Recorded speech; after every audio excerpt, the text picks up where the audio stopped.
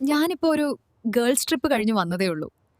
ഈ ട്രിപ്പിന്റെ ഗുണം എന്താന്ന് വെച്ചാൽ 5000 രൂപ ചെലവാക്കി ഉള്ള 3 കൂട്ടുകാരെ കൂടി വെറുപ്പിക്കാം. ഞങ്ങൾ 3 സ്ഥലങ്ങളിൽ പോയി. സത്യം പറയാലോ, ഈ വെക്കേഷന് ശേഷം എനിക്കൊരു വെക്കേഷന് വേണം. തുടക്കം എയർപോർട്ടിൽ നിന്നാണ്. എല്ലാവരും ഒരേപോലത്തെ നിയോൺ പിങ്ക് ടീഷർട്ട് ഇട്ടാണ് നിപ്പ്. അതിൽ ബെസ്റ്റീസ് ഫോർ എവർ എന്നൊക്കെ എഴുതിയിട്ടുണ്ട്. നമ്മളെ കണ്ട ടൂർ പോകുന്ന പോലെയല്ല, ഏതോ രാഷ്ട്രീയ ജാഥയ്ക്ക് പോകുന്ന പോലെ തോന്നും. സെക്യൂരിറ്റി ചേട്ടൻ പോലും ID കാർഡ് നോക്കിയില്ല. എന്റെ മുഖത്തെ ദയനീയത കണ്ട് അങ്ങ് വിട്ടുതന്നു.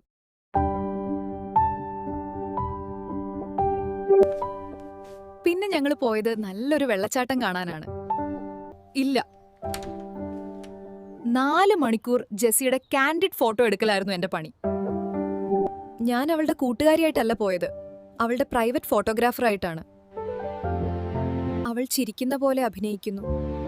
ഞാൻ വെയിലത്ത് ഫോണും പിടിച്ചു നിൽക്കുന്നു.